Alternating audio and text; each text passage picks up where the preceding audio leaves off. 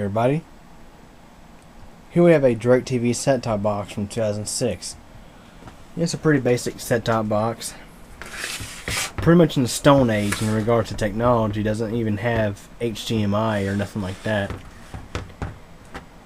Here's your hookups in the back. I'm thinking, what are you going to be doing with something like this? You guys may remember that part systems I got recently with that little bitty motherboard. Yeah. That one.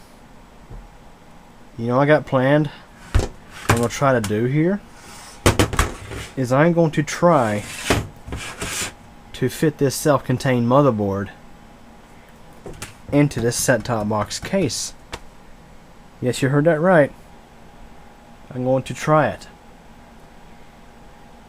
If it's successful, this will be officially the Q Computer TiViBox Slim. It's a basic client-end TV box that's designed to work with a Seaton Infinity TV network tuner. Doesn't have an optical drive, just has one solid-state drive. Not really intended for DVR use, just for standard TV watching. If this works, it will replace the TV box in the spare bedroom where my grandma is always at watching TV. So basically, let's go ahead and see what we can do here. So again, there's a motherboard. If I place it on top here, you can see that it does line up. Dimension-wise, it should fit. Barely. If I sit it down about here, now I'm assuming it's going to be risen just a little bit. I got to find a different style of heatsink for this APU, which I think what I'm going to use is this one here with a fan. I mean, it's replacing this one here. So considering this heatsink is a little more beefy, you know, it's just kind of hard to say. With it being such a tight little container, I might as well fan cool it. But just think, if I had like a decent enough heat pipe cooler to run around this entire thing, this whole box would be passive cooled and have no moving components whatsoever, because it's getting a solid state drive. So, let's go ahead and start by tearing open this set-top box and gut it. You know, this is not my first time trying something like this. Back about, I'd say back in, I don't know, March, April, or sometime like that, I tried to build a setup like this using laptop components. That did not work so well. It was a good idea, but the laptop motherboard I just happened to use did not like to put a signal to the monitor, to an external monitor. And it would have required some extensive modifications for installing USB ports, power, things like that. And I figured, you know, if I get my hands on one of these little bitty HP motherboards, it'd be perfect because they're self-contained. Power supply is actually built in to the board, and yeah, I smell popcorn. Yeah, somebody's popping some popcorn. Alrighty. These are the screws on this thing are not sure what size. They're a Torx bit. This screwdriver does not specify its size. I just grabbed it and just happened to be the right one. This set-top box came from a neighbor. I actually got two of these. One is actually a DVR box from 2009. Can't wait to crack it up and see what size hard disk drive it has in it. Too bad it won't work with Time Warner cables, all I can say. So basically, again, we have some Torx bit screws in the back of this thing. And we got to figure out a way to get these coax connections loose. May require a wrench, not sure what size.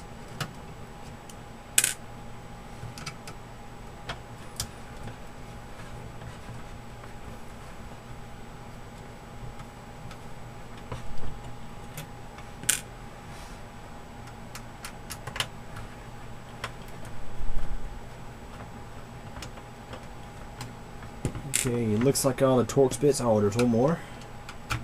Things like to hide on me. That's a tight one too. What a piece of crap.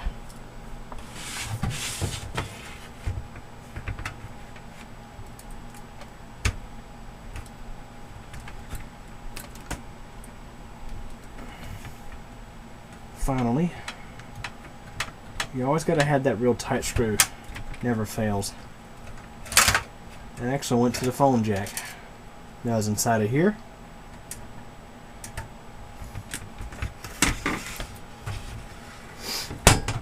Now we should be able to get the cover off. It's funny, this thing was reconditioned before my neighbors even got it.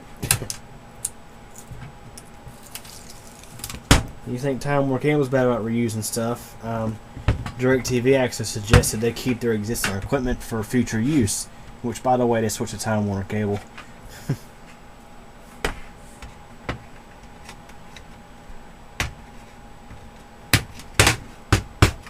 I'm going to take this front off of here, if it's going to cooperate.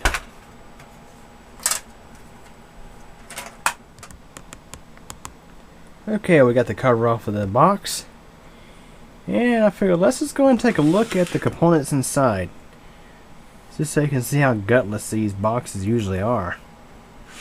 Yeah, they're not all that great. No, they are not. Now, one funny thing about these DirecTV boxes is they commonly have, let me see, pull this out of here, get you a better look at it.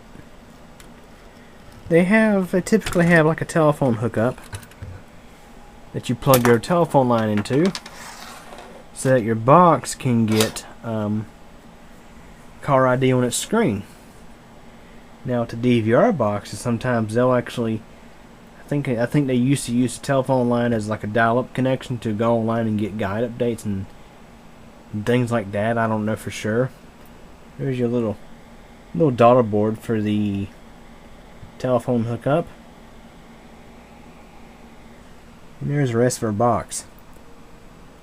Not too much to it. This thing's been unplugged for quite some time now, so it should be perfectly safe to work in. One thing I do like about it is it's got these ribbon cables, so you can just pull them out. And basically the thing is, the last one I tore apart was a bit harder to deal with than this one is.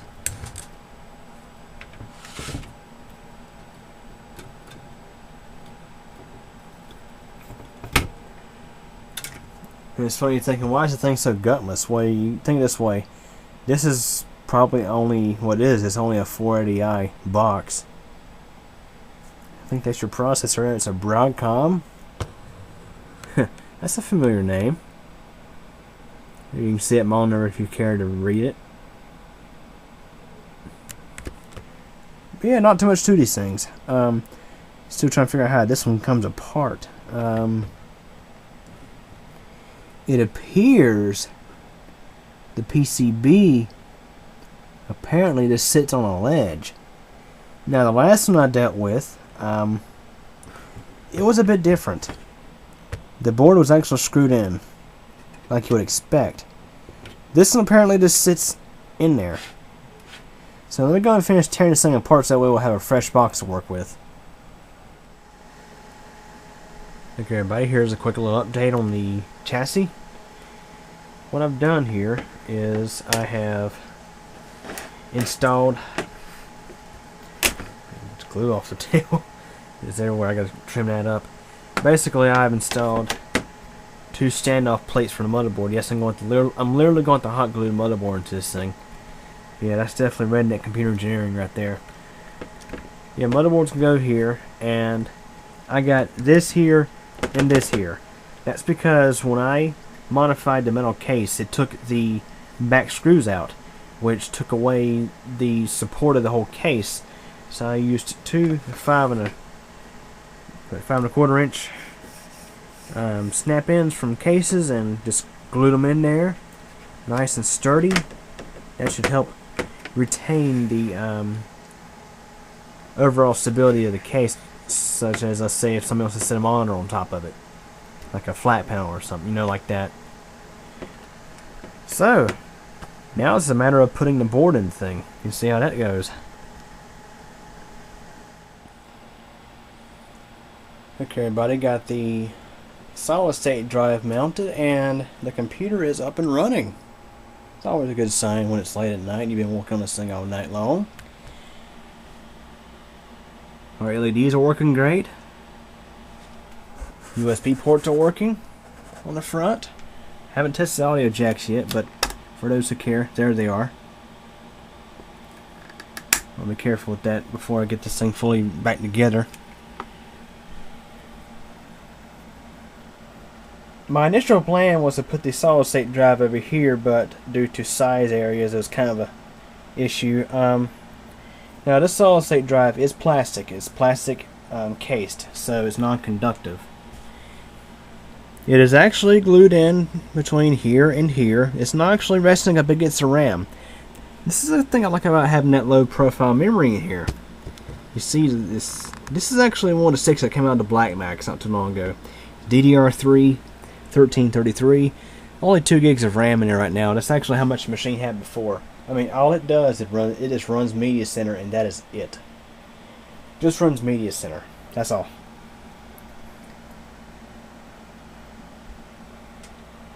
Which, of course, probably the noise you're hearing is the Mid-Tower Deluxe, but this thing here runs extremely quiet. I mean, obviously, the only sound you're going to hear is the sound of the fan. And we are installing drivers. Basically, I pulled the solid state drive out of TiViBox 2 and just glued it into here. Luckily, it booted up just fine. Had to disable AHCI on the motherboard, and then it just booted right up. Which I'm glad to see. Don't have to worry about having to reinstall Windows on this thing. But yeah, so far so good. Yeah, tomorrow I'll finish it up. I'll get the IO shield on the back, get the cover back on, and it will be ready to go into service. Now, let me see. This APU seems to be, I mean, it's not running too awful hot. It feels a little warm. The heatsink's a little warm. I mounted a 40mm fan straight to the heatsink to cool that APU. And this center heatsink is, you know, typical temperature of a chipset heatsink. It's pretty hot, but not terribly hot.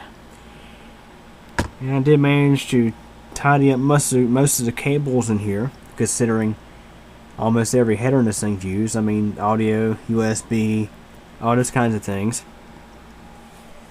I'll tell you what, it's the truth. I'm so glad I came across this board yesterday, because I think it's going to work out pretty well, provided it has enough power to run Media Center, which it should. I mean, the APUs generally do.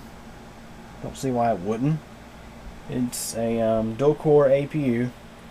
The graphics is really what matters in this case, especially when you're running digital cable. You just gotta make sure the graphics are HDCP compliant. Yeah, lots of things I gotta update on here. So anyways, we'll continue on with this thing.